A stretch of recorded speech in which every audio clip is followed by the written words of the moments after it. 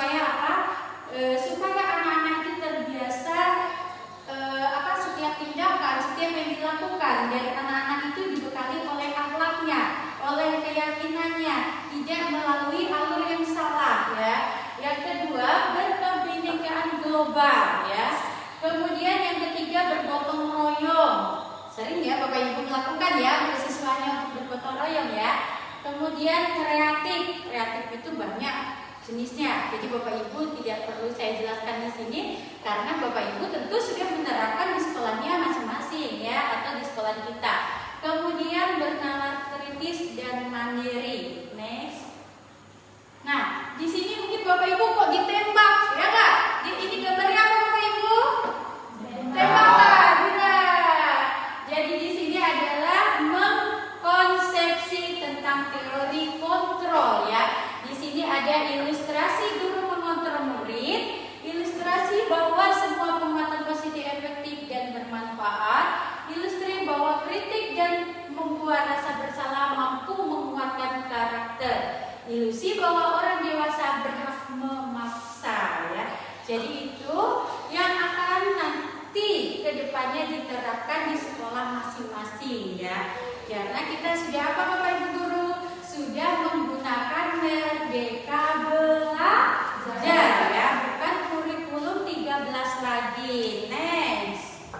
Ya, mengubah paradigma stimulus respon ke pendekatan teori kontrol ya. Di sini yang saya pakai stimulus responnya yaitu realitas atau kebutuhan yang sama.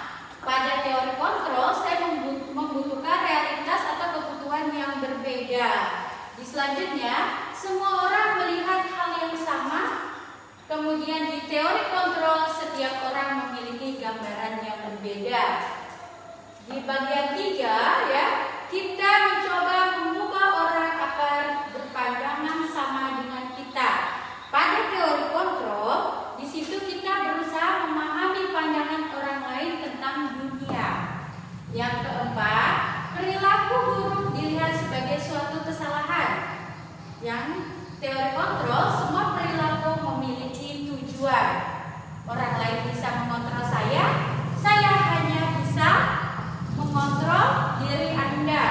Saya bisa mengontrol orang lain, sementara di teori kontrol Anda tidak bisa mengontrol orang lain ya. Next. Nah, di sini disiplin positif ya. Kelas kita itu atau sekolah kita membutuhkan penerapan disiplin positif. Di antaranya disiplin berasal dari kata disiplin. Ini saya ya. Jadi Bapak Ibu guru bisa lihat di sini disiplin berasal dari kata disiplina ya atau disiplin ya, yang artinya belajar. Jadi ketika Bapak Ibu guru di sini menerapkan disiplin di kelas masing-masing, itu adalah proses pembelajaran yang Bapak Ibu guru lakukan sebenarnya ya. Nanti Bapak Ibu bisa menerapkan di kelasnya Bapak Ibu guru masing-masing ya, seperti di sekolah kita yang sudah kita coba menerapkan kembali. Kemudian disiplin positif merupakan salah satu cara penerapan disiplin yang bertujuan untuk menumbuhkan kesadaran serta memberdayakan peserta didik tanpa imbalan atau penghargaan. Jadi kalau kita mau menerapkan disiplin, jangan membiasakan ya Bapak Ibu guru ya, jangan membiasakan atau diarahkan tidak menjanjikan sesuatu atau memberikan imbalan. Kenapa? Takutnya nanti kalau Bapak Ibu guru di sini memberikan suatu hadiah atau imbalan, ketika anak itu sudah bosan dengan hadiah yang kita berikan, maka dia akan kembali tidak disiplin. Ya, jadi Bapak Ibu boleh memberikan hadiah dalam hal tertentu, ya, tapi tidak dengan penerapan disiplin positif. Nah, di sini ya, sebagai pendidik tujuan kita adalah, tujuan Bapak Ibu guru itu sebagai guru apa? Ya? Apa? Ibu mungkin mau menyampaikan tuh, Bu Febi? Boleh? Ya? Julis ya Nanda mungkin mau menyampaikan apa itu tujuan Ibu penerapan tentang disiplin?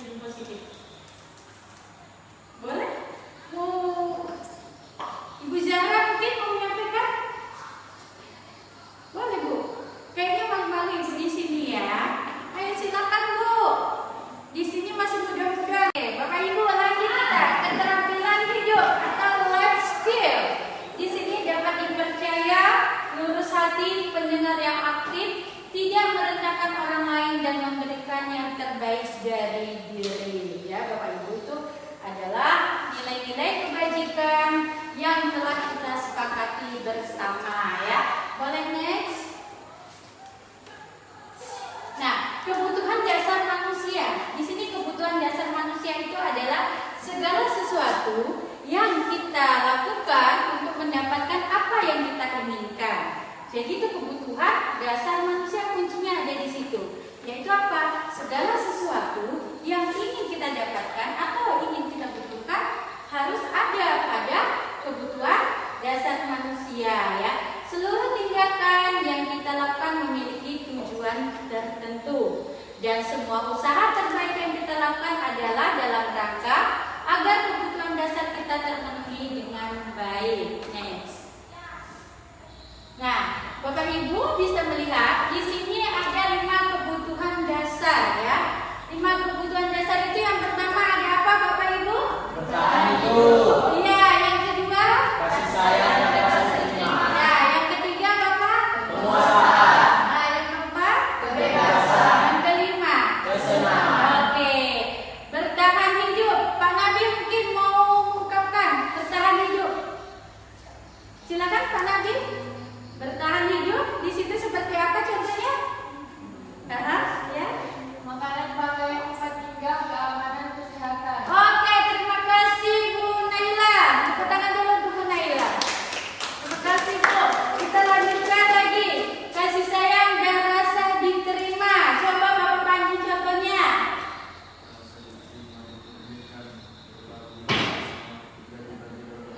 Iya, bagus sekali Pak Panji. Terima kasih.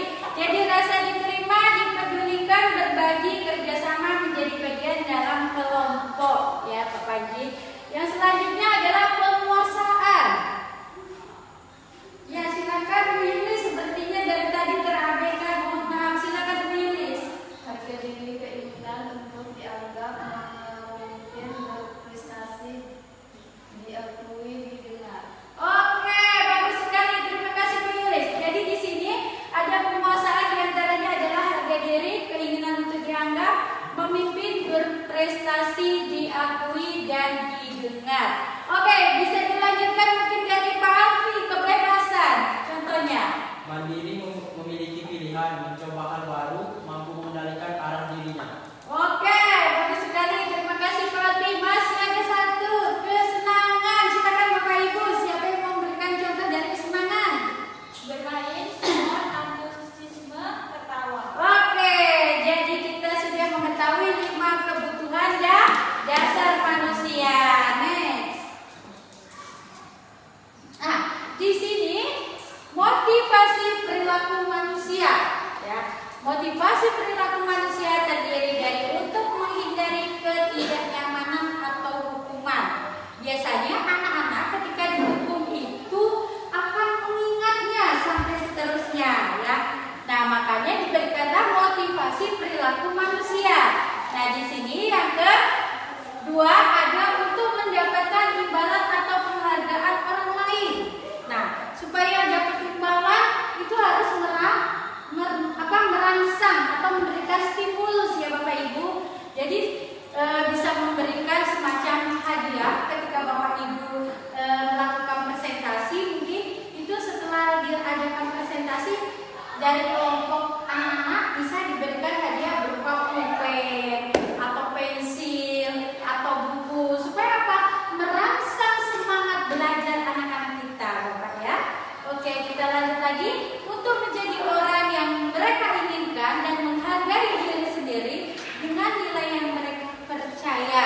Ini artinya untuk menjadi orang yang mereka inginkan itu, kita menginginkan diri kita itu seperti apa setelah pembelajaran. Tentunya kita menginginkan murid kita itu yang aktif, kreatif, inovatif, percaya diri, mandiri, ya. Seperti yang tadi kita sudah sebutkan, yaitu apa? Profil belajar Pancasila. Next. Nah, di sini contoh dari hukuman Bapak Ibu. Tidak terencana atau tiba-tiba. Sering kita kan memberikan hukuman. Nah, sini dulu. Kenapa Bu? Kamu nggak pakai sepatu. Akhirnya apa? Diambillah sepatunya. Itu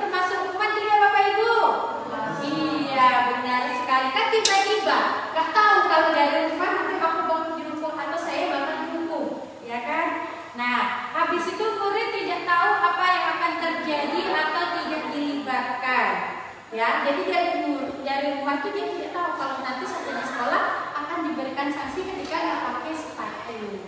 Berupa hukuman fisik atau psikis. Nah, kalau hukuman fisik itu biasanya kalau kalian nggak bisa jawab atau bapak ibu guru ketika ada muridnya nggak bisa jawab, itu ada sekali dicentil atau mungkin dipukul pakai penggaris. Nah, itu termasuk hukuman fisik, ya. Kemudian konsekuensi. Di sini ada terencana atau disepakati sesuai peraturan. Murid tetap dibuat tidak nyaman. Sikap guru selalu memonitor murid. Mohon maaf Bapak Ibu guru. Kemudian yang terjadi adalah selanjutnya tentang restitusi, ya.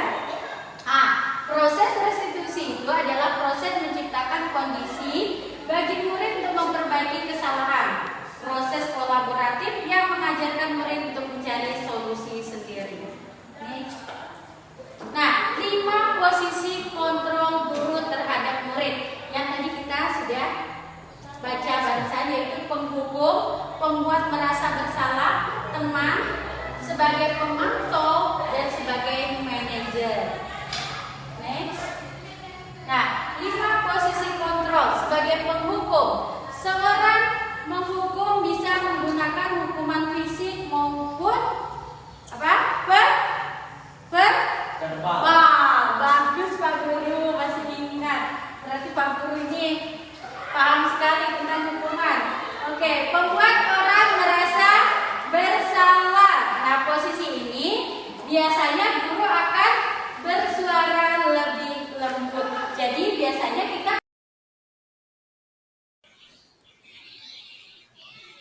Demikian presentasi dari saya, calon CPP Angkatan ke-10, Ibu Tumini dari Kabupaten Pasir, telah menyampaikan diskusi terkait disiplin positif.